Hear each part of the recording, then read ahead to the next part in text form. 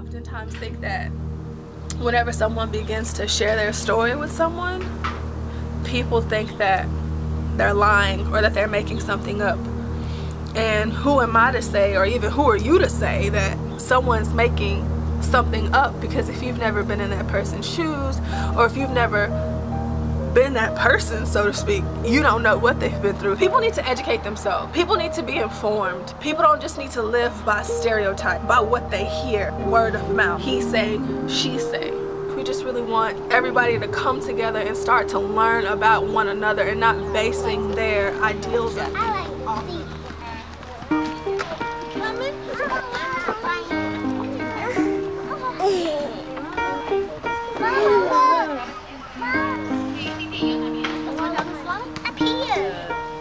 The definition of diversity that you kind of go to right away is about race, about sexual orientation, about gender, maybe even about age.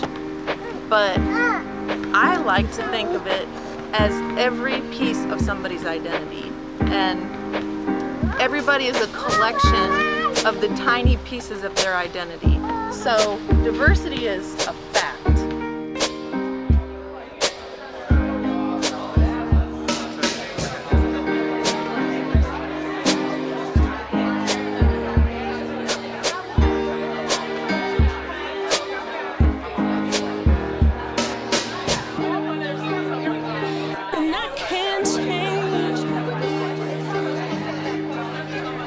Oh, to be honest, some kind of 90s, picture where there's like people of a couple of different races, but for some reason there's always two white people, as if white people are the majority, and then like one token of each race. Like, I think that diversity is not sufficient to explain the true diversity of people. Like, diversity is a cool word, but I think it gets tokenized a lot. Diversity, I just think of what sets you apart, what makes you unique, what makes you you, what makes you aside from anybody else.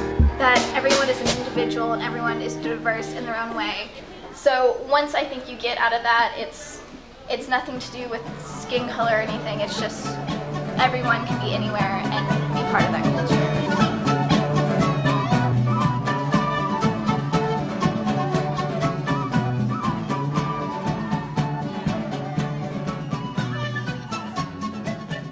For example, in my case, I can share my different opinions, the kind of food that is in my country, in the clothes, for example. For me, diversity is everything. We can share because here are so many people from different countries, and when we saw these people from different countries in the same platform, we can share and build our customs with your customs, our beliefs with your beliefs.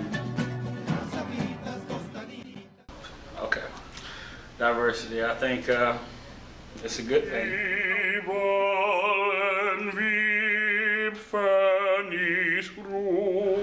I just continue with a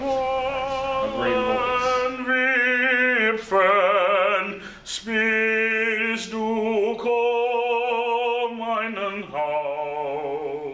We can't change how we grew up, or you can't change the personality of nobody. Smaken in Volde, Volta nur, Bode ruhest du. Hey, good job. You can back up just a little bit so she won't bump it. There you go. After what? Hey. What are you doing? I attended a discussion that was on diversity, and I was ready to hear a lot of variety discussed. So I went to a UK event that was supposed to be on diversity, and I went and they talked only about race. And there were some questions from the audience about sexual orientation, and it went back to race.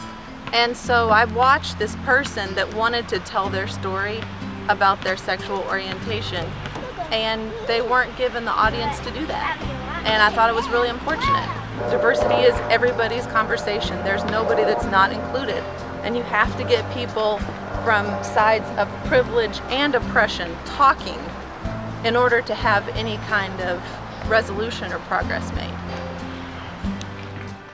To me, it's all about just loving people and building relationships with them. Being a mother in college. The unique perspective as a first-generation Chinese individual who grew up in the United States. I'm young, I'm gay, I'm black. People getting along, all races, all different types. I'm a gypsy, I guess, or traveler. Everybody has a burden and we should share one another's burden. And that's like obviously what I feel like Jesus was about, so that's what I'm going to be about too. So I've had a lot of people think a lot of things about me, or assume a lot of things about my personality, or make judgments just based on you know, looks or first meeting. Like the ones I get a lot are that I'm stuck up, or a pretty, you know, white girl, or that I'm rich, or you know, that kind of thing. It's really, really funny to think about, and it just goes to show that you can never judge anyone. People didn't even know. Half of me didn't want to be judged. Like, oh my God, she has a baby. And so I kind of kept it under wraps the whole fall semester. I was 7 months. It was like, boom. People like to label themselves as certain things, as whether they're black or they're white or what. They usually put, like, they like to put a label on it because when somebody asks you, oh, where are you from? I'm from China, but I'm not a typical Chinese person. Just my speech probably like tips people off that, oh, were you born here? Because I get that question a lot too. And I tell them, no, I wasn't born here. They have that look on their face of like, but you speak English very well. Yes, that just means I come here at a very early age. But then when I speak with like other Chinese students, you know, studying abroad or whatnot, and I can speak to them in Chinese, they're kind of taken back as in like, you can speak English well, but you can also speak Chinese well. That doesn't usually happen. We all have our own things to deal with. And I don't feel like there's nothing wrong with being gay. Like, I'm very blessed. And I know that I'm gonna get more blessings in life. You know, I guess it's sort of like the most pettiest thing to not maybe your friend talk to you about, you know? Or they looking at it as like, well, you know, yeah, he's nice, but he's gay. I just don't like that. Okay, well, how about I be that petty and like, you know, like, yeah, he's nice, but, you know, he's short. I don't like that. Or, yeah, he's nice, but he don't make enough money. Or, yeah, he's nice, but he's a Christian. I don't like that. I would never say that. Like, come on, like, if you're a nice person, you're cool, let me hang out. I didn't even grow up with hardly any. I was scared of black people for the longest time. Because in elementary and middle school, I went to a private school, just like 2 black people, and like no Hispanics, no anything else. That's all I was around for 11, 12 years of my life. I met a lot of different walks of life out there. You know, I've met all kinds of people that stereotype you because you're homeless, you carry a backpack, they ain't gonna give you no job because you carry that backpack. I'm a strong believer in God. I pray. I don't go to church like I'm supposed to, but I pray every day. Thank you for little things, you know.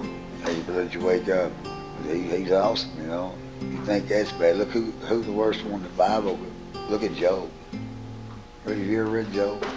He took everything from him several times. He didn't quit praising God. You know, a lot of people are homeless because they're lonely. And just, a lot of them just travel from town to town. I'm not gonna lie to you. Since I got back here, I've seen more young kids out there being homeless.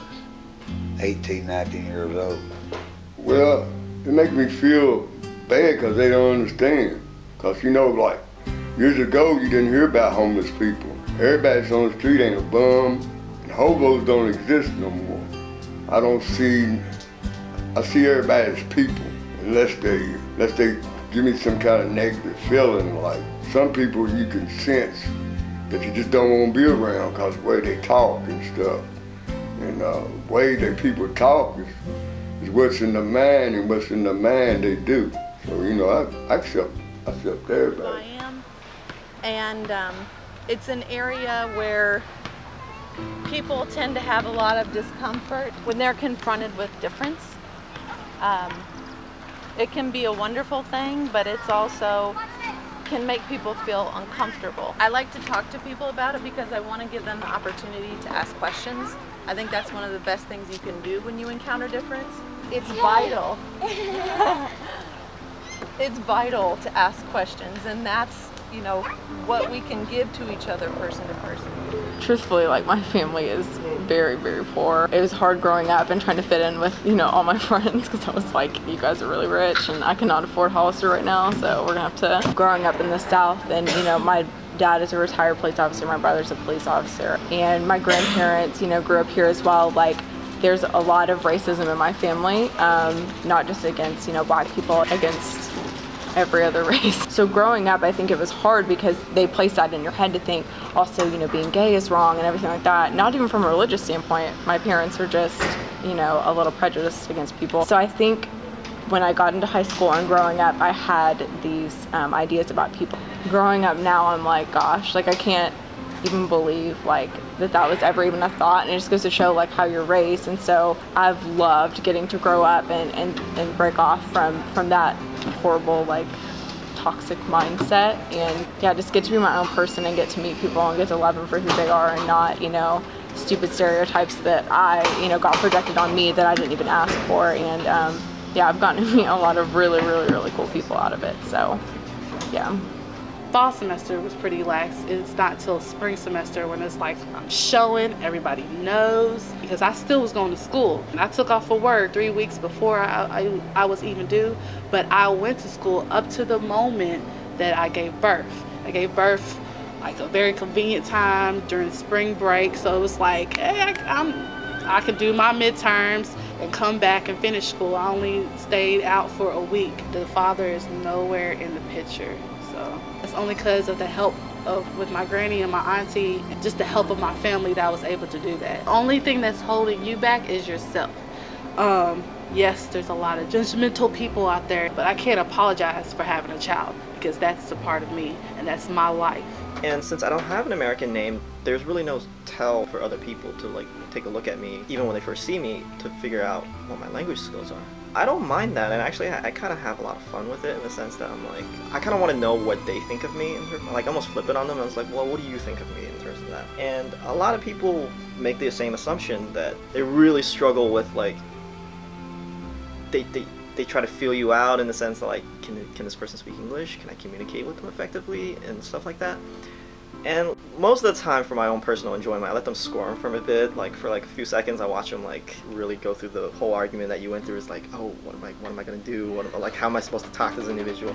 I let them squirm for a bit. Then I open my mouth and I like introduce myself, and then they realize, oh, okay, I can speak English well. And then you can see them noticeably relax in their facial expressions a lot of the time. I don't fall for the hype of what it is to be gay. I'm not gonna walk around here super flamboyant, fall for that stereotype to how I should carry myself. Like, yes, I'm gay, so you think I'm gonna act this way. I'm gonna prove you wrong. First, I'm gonna be myself, and you're gonna see that I'm very opposite of what you thought I was. Like, I'm not gonna be like, yes, girl, honey, yes, girl, work.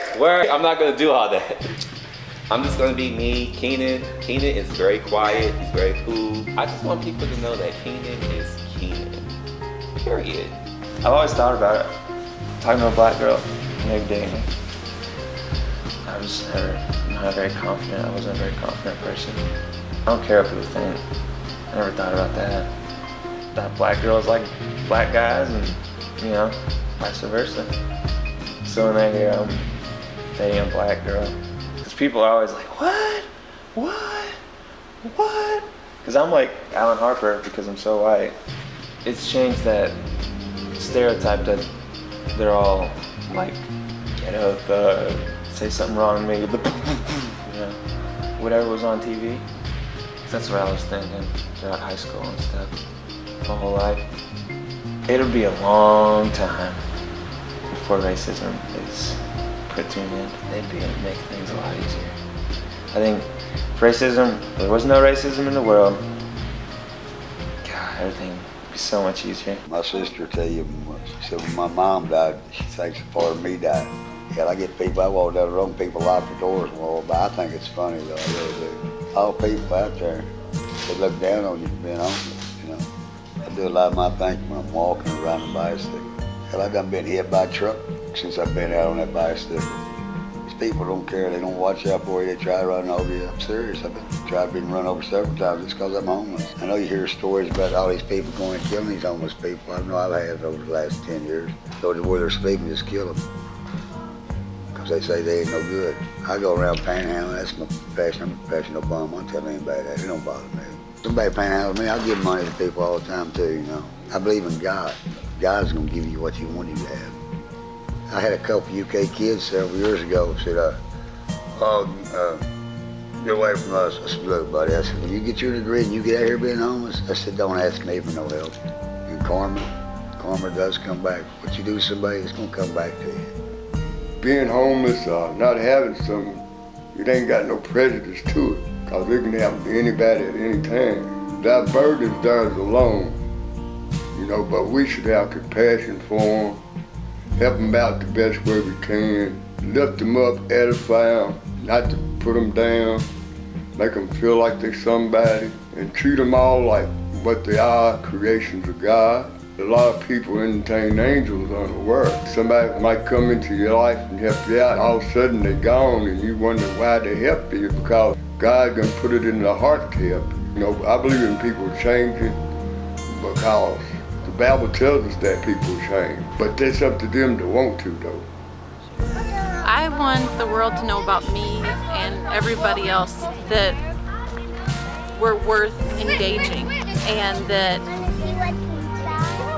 I want your questions, and I want the opportunity to tell my story.